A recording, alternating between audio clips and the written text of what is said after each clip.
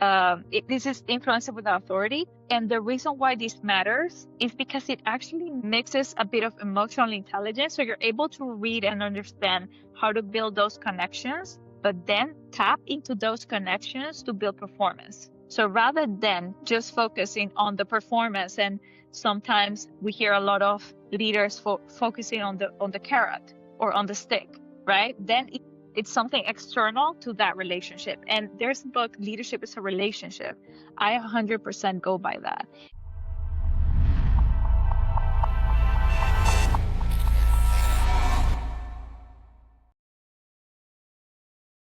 Silvia, welcome to the show. Thank you very much. Excited to be here. It's a pleasure to have you. Let's start from here. Why don't you introduce yourself for the people who don't know you already? Of course. Well, my name is Silvia. I am a Latina woman living in Amsterdam for the past 8 years. And my background is in marketing. I've transitioned from quite some different roles in the past 15 years. So I'm a bit of a generalist, even though my current role is product marketing. I do consider myself a bit of a generalist. In the past years, I've actually moved from leading commercial and marketing teams to digital marketing, executing campaigns and doing growth marketing experiments up until I landed into product marketing. And, what I do currently at Booking.com as a senior product marketing manager is within the marketing department, we have a sub section that's called partnerships. And that means basically building the relationships that we can support other affiliate programs to redistribute our inventory. That's what I do. And as a product marketeer, basically I have a subset of products in my portfolio that I support with us from the product discovery, but because this is the B2B2B side of the business and the B2B2C side of the business, so very, very niche. So quite exciting as a product marketeer. I work with products like the API, but also some less technical products like the platform where our demand partners log in to check their reports, so on and so forth. I already have 2 questions for you on what you said. The first one is about a formal marketing education. How do you feel this is relevant today? Were there parts that you are still applying and others that were not so relevant? Because I don't have like a formal marketing background.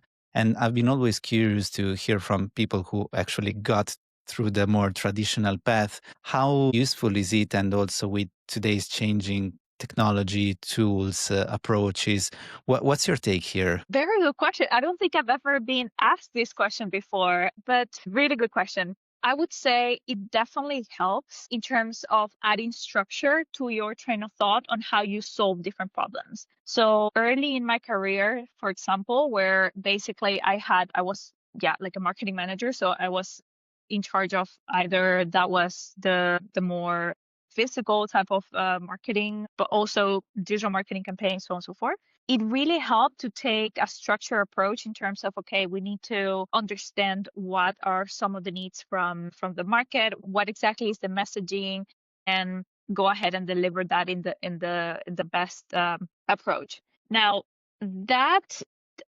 so as I mentioned, it does help from a structure approach. That being said, there were different layers of certain knowledge that was not coming from that, let's say, academic marketing background. If I need to think about one of the biggest takeaways from across the past 15 years, I would say was from my growth marketing era, because a lot of the experimentation is something that was basically challenging the status quo of traditional marketing, which because of the arts and science categorization, basically as a marketer, you're supposed to know how to target your audience, whereas growth marketing was basically challenging that and saying, well, you don't really know. You're just going to experiment and address and try to tackle and iterate based on what works. So there are some good things and things that I have been able to use. To be fully transparent, as a product marketeer, a lot of the things that a lot of the frameworks that we use, a lot of the market research, the persona analysis, data analysis, like a lot of that, marketing analytics, all of that, there are things that are now being packaged as part of the product marketing responsibilities, but I study them as a marketing generalist in university.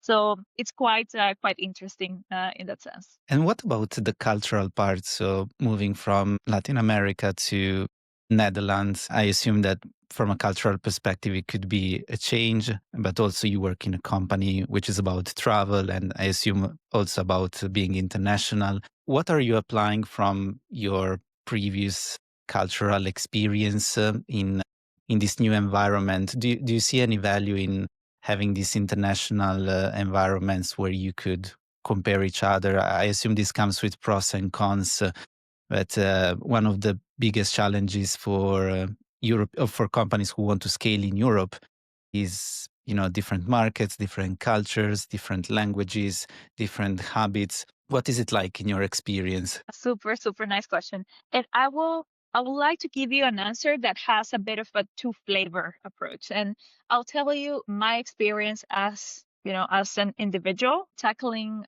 diversity and how I have dealt with that diversity. And I'll also tell you my perspective on let's say the business side of it or more the leader side of it. So as an individual, I mean, the transition, the cultural shock is quite high, quite big between Latin America and the Dutch culture. That being said, I need to appreciate how open the Dutch culture is to different cultures. Like if you walk in the city center, you would encounter a lot of people that you don't sometimes know whether they're tourists or they are actually expats or have been here for a while, and that is something that's that's quite enjoyable. It was not my first experience living abroad, so I've lived abroad before in Spain during my MBA, but definitely it's definitely it's still within Europe. It's definitely quite a different lifestyle, and I absolutely love the lifestyle, by the way. Like it's something that I really appreciate, how a work-life balance works here and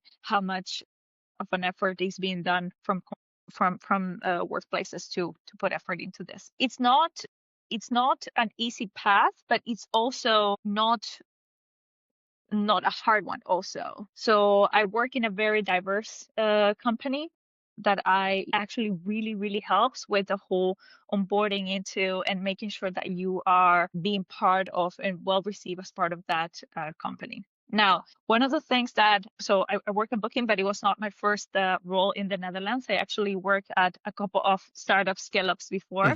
And it's interesting because throughout that experience, I got to experience a little bit of the DEI or the diversity washing, in terms of we are selling the fact that there is diversity in our workplace, whereas I could overhear in the lunch table that we needed to get more women to wash the dishes in the table. And that actually that was literally what ignited for me to get into that entire path of the DEI and inclusive leadership, because I decided at that moment to become part of the group of trailblazers that are trying to establish, not only to get that diversity in place. So it's not only about getting the numbers, right? Like, yes, we have 100 nationalities in this company, but it's about teaching and learning how to leverage that diversity. Because diversity, even though it's the right thing to do, is not easy. With diversity, that comes all the different communication styles, all the backgrounds that we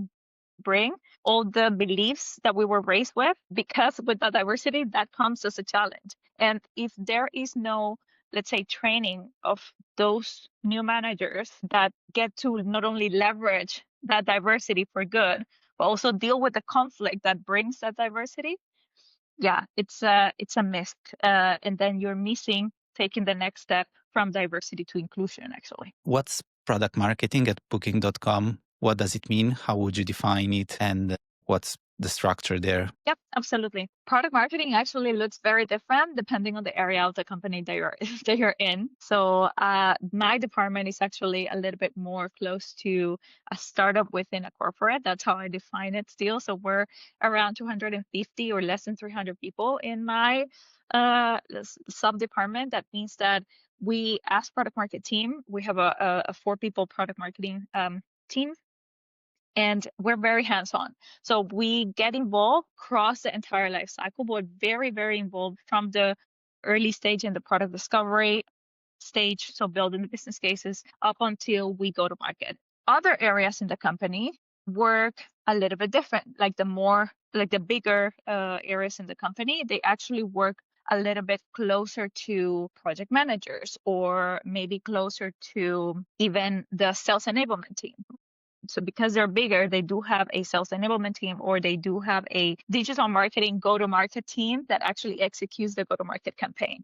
So it looks very different, depends on the area, if it's B2C or B2B. And yeah, that's a little bit how the structure looks like. What I think about the role for me, because this is done product marketing in a couple of other companies before. For me, the biggest value of product marketing is actually sitting in the middle, is the interconnectivity that it brings, being able to connect the dots in between what's happening in product to what's happening in the market, but also how commercial teams are dealing with the changes from product, right? And sitting in the middle and being able to connect all the dots to make sure that I say the partner, because those are I'm in B2B, but the customer's voice is represented in the solutions that are being developed by product, but also that this is translated into an easy way to go to market for commercial things as well. The fact that, so you said that you're involved in the early stages of discovery research, was that already embedded in the company, this practice, or is it something that you had to earn by, reminding people, by asking to be included, or was it already there culturally because of maybe other people or other situations before you? Good question. So I would say this is something that in my previous role, I was very heavily involved, because the reason, and I actually created the role in my last company. The role didn't exist, and I was leading the growth marketing team, and I knew there was a need for product marketing because the products didn't have necessarily product market fit. So I kind of trailblazed into creating the role to do product discovery, and basically that was most like I didn't go to market necessarily with those products. So it hasn't been it's not something that was pre-established as per se in terms of the exact tasks or the exact activities that were expected as product marketing. That being said, we do have a core career framework for what is expected in product marketing, and that product discovery is something that within the life cycle it's like a gray area, right? So it can be owned by a product manager perfectly, but there is value when you involve product marketing early stage, because then you can leverage that product discovery to first gather the input from the market, but also to start getting the validation early stage on value proposition or on narrative, on before waiting to go to actually when the entire solution is built to go to market. Yeah, I see. On the other side, do you have one core objective or metric that you measured, or does it change over time? Are you directly connected to revenue impact? How is that structured within your organization? There is no one metric. So the way that and all product marketeers have different objectives, different OKRs. So we do have our own, so it's quite structured. The process of objective setting is quite structured at the company. It comes from let's say, departmental objectives that are set up and aligned to the company's objective. Based on that, it tones down into our own subset of products. Product marketing actually sits within my department. It sits under product. So that means that our objectives are very much aligned to product objectives related to either go to market or delivering, validating business cases or building business case. So it's quite linked to that, not necessarily linked to revenue. Those are objectives that are in my department set up for commercial teams. That being said, I ignited a project, I think 2 or 3 years ago, on creating one specific metric for product marketing to own, right? Because a lot of these, let's say, product adoption, I actually have my product adoption dashboards in which I report on product adoption for the products that I am taking to market.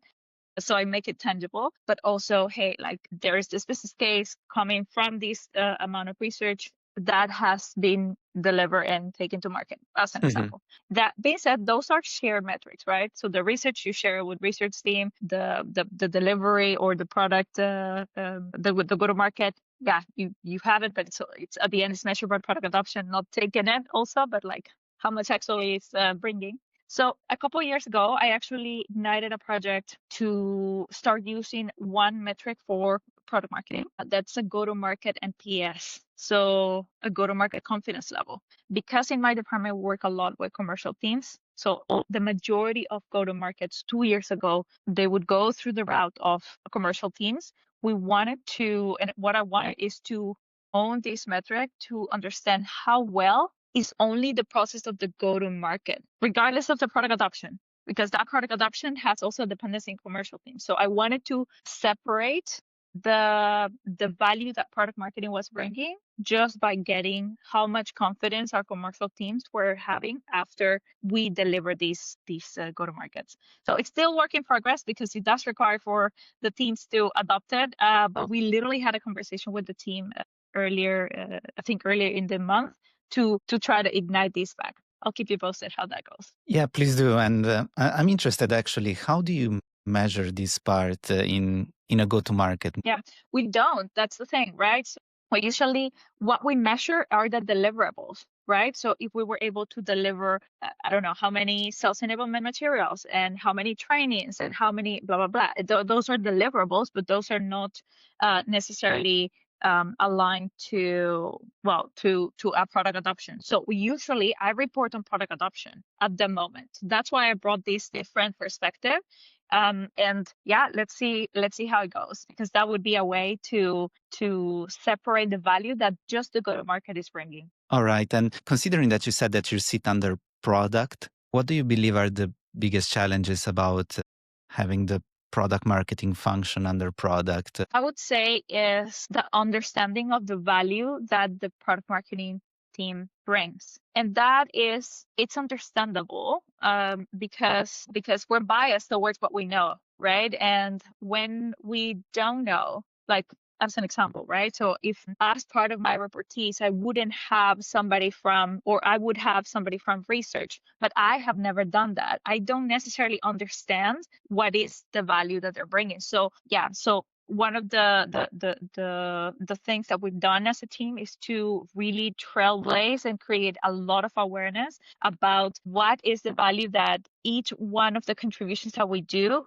brings to the product life cycle. So I actually created this little, that already exists now, but the product life cycle. And for each one of these moments or stages in the product life cycle, it was about understanding what is the value, right? So in the product development, what exactly is product marketing doing? Well, we're not building the product, but what we're doing is potentially driving the pilots.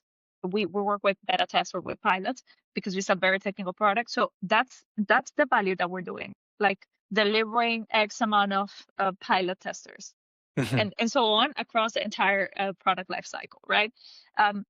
And it's not, I don't think this is an always going, like a never ending journey of creating awareness about the role. It is a very young role compared to other roles, right? In which they are maybe more established. And that means that is part of this group of folks to actually create that awareness to continuously trailblaze that value that is being brought to the organization. All right.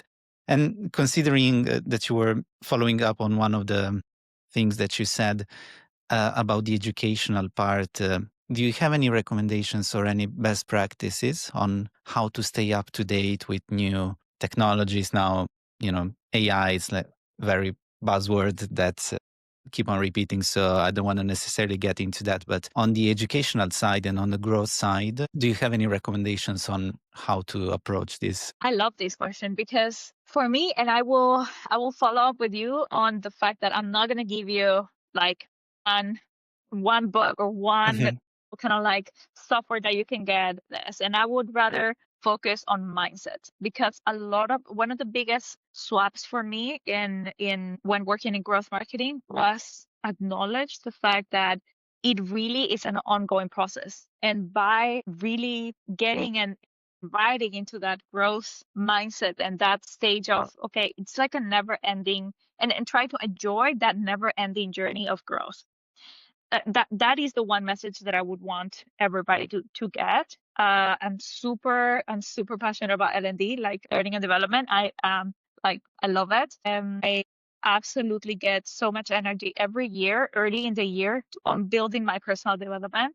So the one thing that I would encourage everybody to do, regardless of whether they're product marketeers or, product marketing leaders, or just, a junior PMM, regardless of what the stage of their career is, to take ownership of their growth. And that for me means, because that can look different for everybody, what I mean by that is building self-awareness on what are the things that you're really good at. What are the things that you're bringing? What are your strengths? And what are some of the things that you might be not so good at? And here is where it's a game changer for me. What was a game changer in really, and I use this framework as I'm a mentor, and I use this framework a lot, is changing the perception. We need to be good at everything.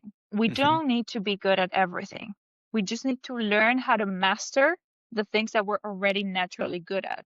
That's how we get into being a top performer, or like a really good at what we do, because we're mastering a strength that's already coming natural. We already have that validation, and we're taking it. We're not just okay with, yeah, I'm good at this, so I'm gonna leave it. No, you're gonna master that.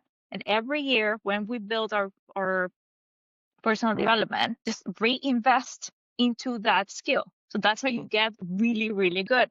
Top 5% of that in that skill. That's number one. And then the second mindset shift is that I have seen these personal development plans where they have like 30 things that they can do or that they want to do. 30 is an exaggeration. I am very well known for exaggerating, but 10 things that they want to get better at. That's too much. The brain does not work that way. We don't move from not knowing what a skill is to mastering a skill in a short period of time. We're not machines. So my my second thing beyond mastering a strength is picking one focus area of development. And instead of thinking that that is going to go from 0 to 100 in 1 year, just moving the needle from 0 to 1, from 1 to 2. And I'll give you an example. Analytics is not something that comes natural to me. I decided to, and I was so frustrated every year. I did courses and everything, and it took me so much effort until I realized and I started learning about basically the neuroscience behind this, is that we don't go from 0 to 100. So we need to go from 0 to 1, and the next year from 1 to 2, and so on and so forth. And that is more impactful than really just frustrating ourselves into believing that growth goes on and on. I see. Let's make it concrete. Can we pick, let's say, one task or one area for improvement? Can we build together like an example of a growth plan there? Because I'm very curious to see how you build it up, because you clearly have a good experience there. So how would you approach it from start to end? Yeah, absolutely. Let's do it. This is fun. Okay, so I would start. Depends on what the awareness is. I'm just taking my note because then we're doing an exercise. Yeah. So I would start with the responsibilities section, right? So a lot of times when we talk about skills, it's a little bit, oh no, what are the skills? What are the capabilities that I need for the role? I don't like. Some of us might be practicing this for a while and it comes very natural. But if it is the first time that we're building this, this might be a little bit of, what do you mean by capability? So I usually take a step back with my mentees, and then we start by mapping what are the responsibilities of your role. That means if we're talking about product marketing, that might be stakeholder, on the go-to-market, right? So that's a responsibility. It's not telling you what you need to have or how you need to do it. This is the next step. So that would be maybe one, right? So potentially go-to-market as a responsibility. So you map out what are some of your responsibilities. Then the next step would be to get to start thinking, okay, what are some of the skills that I might need to use to get that happen? So let's do it together. In order for you to build that go-to-market, I'll give you an idea. You might need stakeholder management as one skill. But what's another thing that comes to your mind to build that go-to-market? Could be communication, as you said, as a subset maybe of stakeholder management. Could be understanding metrics. It could be align? No, that's still part of stakeholder management. Let's start Be with influencing without authority, because in a go-to-market, you're not owning the people working in the go-to-market. They do not report to you, so you need influence without authority. So let's keep up with these four. We can keep on going, but as you can see, this can go as an entire page, right? Let's start Okay, from let's here. keep it with these four. So what you would do is and by the way, it's very ugly letter, but you have the responsibility here, you have the skill here. Mm-hmm. And then the next step would be to try to assess what's your confidence level on each one of these skills. Mm-hmm. So you would have a scale, and you need to rank whether from, let's say, 0 meaning I don't know what this means. So it's not even I don't know, I cannot explain what is influencing without authority. And number 5 is I'm an expert. I can teach that without even reading about it. I can teach a class. That's what mastery is. Okay. So then we're gonna rank them. And then you would have, for each one of them, you would have your little kind of like your little dots. Mm-hmm. And then you would basically map them, right? Okay, so maybe stakeholder management. Well, depends on the stakeholders. I can be let's say a 2, just so we are able to do the exercise. Communication, well, I'm quite good at it, so maybe I'm a 4. Ethics, so definitely a 2. And influencing, definitely a 3, because I can get better. So then you would have a bit of a mapping. Mm-hmm. So you see that there is a bit of a line, like invisible line being created. And the next step that you would take is, okay, out of your list, you're going to select, are going to be literally like a handful of things that you're very good at. Like there are 4 or 5. If there's more than 5, you're lying to yourself. Nobody's perfect. Yeah. So the majority of the skills, we are in the middle. So we're either a 3, 4, and then we just have a handful of things that were 4 or 5. So the next one is selecting what are the strengths. So out of those ones, you will see, okay, communication and maybe stakeholder management, I'm very good at. Okay, then you tap into your like inside out knowledge, right? So, okay, out of those ones, which one do I enjoy the most? Mm-hmm. Which is what we don't necessarily talk when we're building these personal developments. It's like very rational. So I try to approach it also from an intuition perspective, which one feels really like I enjoy it. Maybe, yeah, I get communication. Like I love communication. I even have a podcast. So I love communication. That's my strength. Okay, perfect. So in your personal development plan, and that's the next step, but it's making notes. One skill that I'm going to master this year is communication. Perfect. And then you would get into the improvement opportunities, right? So you would have the other skills. And out of those ones, you're okay, I have 10 that I am from 1 to 2. And then you just pick one, the one that you believe. And then this is where it's interesting, because this, you can, rather than just only listening at what you believe, you go and read any feedback that you might have gotten. So you go into your feedback from your peers, you go to your LinkedIn comments, you go to whatever message that somebody has ever told you about a feedback, and you hear what they believe you should improve. And based on that, you're like, okay, the majority of people feel that I should improve my analytics, that I could be better at analytics. Okay. So then, because that's where you can have more impact. So it's tying. Of course, you can choose to work on something that you will get better, and that's perfect. It's not a waste of time, but it will not have the same amount of impact if you also work on the things that people value the most in your responsibilities, right? So then you pick that one, and then you're like, okay, so I'm going to move the needle from 1 to 2. And then what does that mean? If it's from awareness to, I'm not aware, to awareness, okay, what do I need to be aware? I don't need to get a Harvard marketing analytics training to be aware.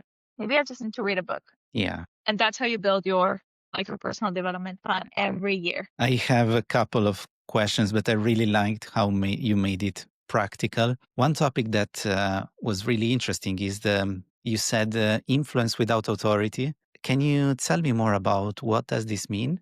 And also, how do you develop it? Yeah, absolutely. And this is quite an interesting topic that it took me a while for me to master, to be honest. And the reason is because I was a very young manager the first time that I was leading people. So I got very accustomed to relying on authority to influence Hmm. my teams. Moving from a manager or a team leader to individual contributor and trying to get results. Tap into me investing a lot of time into learning how to influence without authority. And that means knowing how to tap into the people's buttons as a way to get them something done, but to also do it in an authentic way. So it's not a transactional relationship, but it's actually based on bringing value to both parties.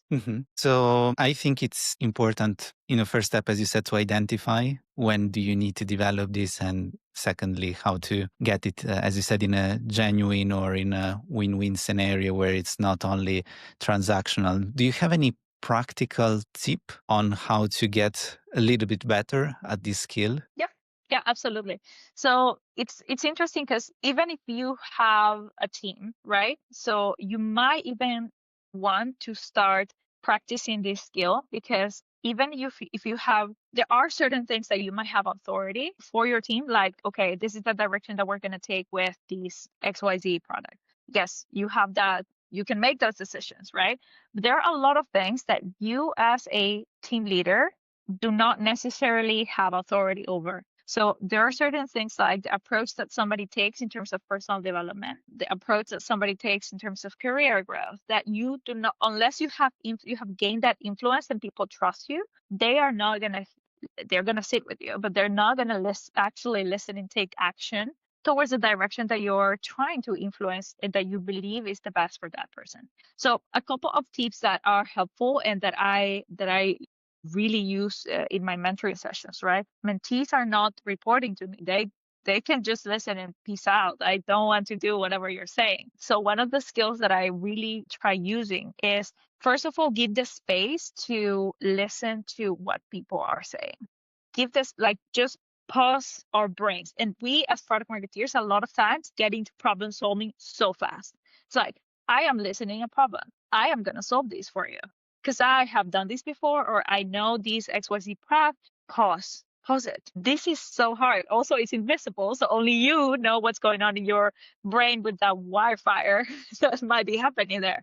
So it's about pausing, number one. Number two, getting, rather than jumping into, this is the challenge that this mentee is having or this team member is having, this is my solution, or like, okay, you heard, you listen, let's dive into the next step, is taking a step back and understanding, and this is a little bit of digging, understanding why this person cares about this. Once you are, and obviously that's a little bit of, kind of like coaching questions, or like, tell me, this is a challenge. Why is this important to you? That's just one question, but there are multiple ways to get into this digging. Once you have been able to get that, is about building a connection towards that, why this person cares about this. And here is where authenticity comes to play a role, because a lot of times you would see transactional people trying to tap into this framework from a very inauthentic approach. So you could read that, okay, somebody's asking this question, and it happens to be that I care about this challenge because I want to feed my cats, whatever, and I'm not a cat person, but because I'm trying to build an influence over you, it's like, I just saw this beautiful cat video. It was just this super nice video. You would know, your core self will know that you will read that you're not being authentic, or that I am not being authentic in this fake conversation.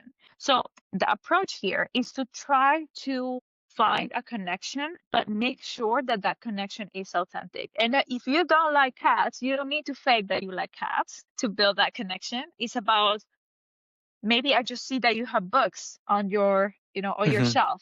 It's like, oh, what are you reading? Like, it doesn't need to be like something fake. It's just try to find that connection, because with that connection, that you're able to build trust immediately. Your brain, there's a bit of neuroscience behind it, your brain will know that you're trustworthy, or that that we are trustworthy. So then it's time to go back into okay, let's go back into what the challenge is, and then you can ask questions to help the other person reach into the conclusions that you would rather recommend, rather than you just give it the recommendation right directly. That's great. Is that, in your opinion, one of the key elements of becoming a good leader? Is there anything else that, in your opinion, someone should build in terms of whether that's a hard or a soft skill in order to become a better leader? Yeah, very good question. So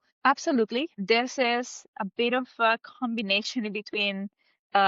This is influence with authority, and the reason why this matters is because it actually mixes a bit of emotional intelligence. So you're able to read and understand how to build those connections, but then tap into those connections to build performance. So Okay. rather than just focusing on the performance, and sometimes we hear a lot of leaders focusing on the carrot or on the Mhm. stick, right? Then it's something external to that relationship. And there's a book, I don't have it here, but it's a book, quite an interesting one. Leadership is a relationship. I 100% go by that, and that is something that a lot of times we don't get to learn in your Mhm. early days as a leader. We get to be a bit more transactional and just a push, whereas it actually the leadership relationships that matter are when things are a bit more, are based on trust. Yeah, I agree. Is there a difference between leadership and mentorship? Definitely there is. There is, because I do believe that mentorship is part of the leadership capability. So and it's going back to your previous question, you were asking about the soft skills and the hard skills. Yeah. We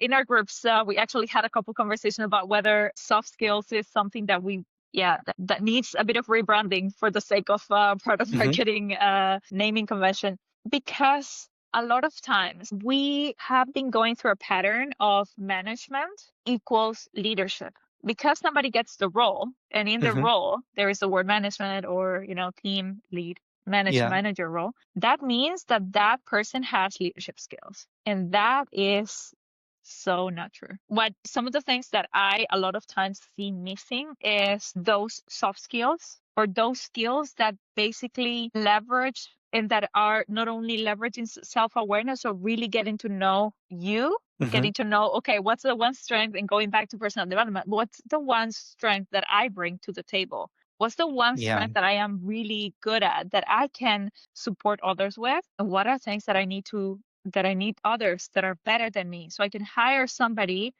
let's say analytics, because that's my thing. I can hire somebody who's better than me at that financial literacy or analytics literacy. I don't need to do it, right? I don't need to. I need to be self-aware enough to get to make those decisions. But also, that's one thing. By being self-aware, then I'm also being authentic in the way that I build those relationships with my team members. And by building those authentic relationships that are based on that trust, that are based on on what really matters. And two things happen. One, I get that influence. I get to influence that team member as an individual Mhm. to support their growth, to drive performance, so on and so forth. And the second thing that is often overlooked is that because I have been able to build that relationship with individuals, then I can also facilitate team dynamics, Okay. so they can build those relationships, because you don't have authority over what the relationship is that they have, right?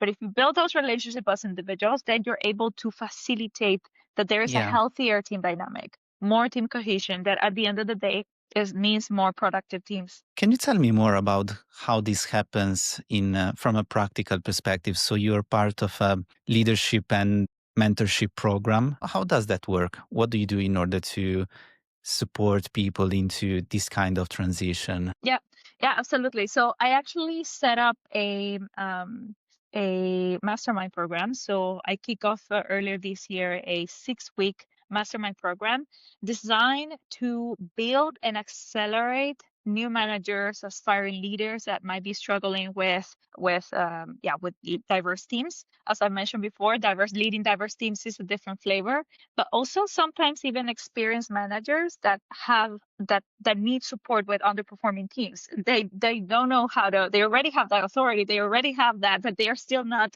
finding the right buttons. So I have crafted this 6-week program that basically provides all these, like a compilation, not only of frameworks. So as I have mentioned, there is an item of frameworks, but also a space for experience and the power of the group. So rather than being a one-on-one conversation, which is powerful, we actually tap into the power of the group, and which creates a lot more value for the attendees. And on top of that, you also get these one-on-one throughout these 6 weeks. You get one-on-one support for situational mentoring. So at the end of this program, new managers, aspiring leaders, they get a boost of confidence. They get a pathway that they can take and continue in their leadership journey. So rather than waiting for a decade, so I had my first managerial experience 10 years ago, and I didn't get any of this support. It was just learning how to swim, being thrown in the water. I have made it my mission to support new managers so they have a more enjoyable leadership journey. That's great. And I think you covered one interesting point, which is how do you manage underperforming teams? I know this is a big topic and we don't have a lot of time, but if you were to give one advice to a leader who is managing an underperforming team, what would it be the first or the most impactful decision or step to make in order to change the situation? I'll give you two very quick. Number one, first of all, define what is underperforming. A lot of times that can be attitude, but that person is delivering results, or the other way around. They're not delivering results, but they're bringing the right attitude. So define what does that underperforming means. What does that unsuccessful means to you as a team leader? And the second one is build a good relationship so you're able to, so that individual trusts you enough so they tell you eventually, you go to the root. A lot of times, one of the things that I see is that once the carrot is not enough, the same carrot that is being used for every team member, right? Regardless if they are motivated by different things. Once that carrot is not enough, then I just, throw the carrot and this person is, it's just underperforming. I just put a tag on that person rather than just going a little bit deeper and understand maybe that motivations for this person is no longer the carrot, but that does not mean that I cannot leverage the strength of this person and the experience for other things. And that is healthy. That is what diversity brings. We miss the fact that not everybody's motivated by the same things. And by giving up on sometimes what we consider underperforming individuals, then we're missing on some of the capabilities that they might have that can still bring value and that we can leverage. So that would be my super quick recommendation. Thank you. Silvia, for people who want to find out more about this program, where can they go? Yeah, absolutely. So they can go to the website that I have set up. It's called theseedstolead.com. And you would find some of the offers or the services that I have added there. Also, feel free to have or to book any clarity call with me. So I have established a calendar, and I'm happy to have a conversation if anybody in the audience is struggling with team management or with leading diverse teams or just want to build a personal development plan. Happy to support with that. Yeah, and if anybody in the audience actually is interested in the upcoming cohort, we have 2 new cohorts coming this year. In May, we have the next one actually kicking off in the 28th, but then I'll also have the next one in September. And I know that you have quite an engaged audience, so I've actually set up a coupon in case somebody in the audience wants to join, and I'll be happy to give an additional 1-hour session as an added value for situational mentoring for your audience. Perfect. Thank you. We'll give all the links in the show notes. And besides that, Silvia, for people who want to reach out to you or get connected, what's the best way to do so? Yeah, amazing. Yes. So there's a link in my website for to set up a call, so they can go directly into that route. But if they want to send me a DM, my LinkedIn is open, so happy to take any DMs or any questions on mentoring or any of these topics or product marketing even in my LinkedIn. So we can add the link below. Silvia, thank you so much for being with me today. I've learned a lot about practical things on how to become a better leader, and I'll definitely keep in touch and following what you're doing. I have enjoyed the conversation so much. I have so much energy for the rest of the day. Thank you very much for the super nice crafted questions and the conversation. I'm eager to to the next one.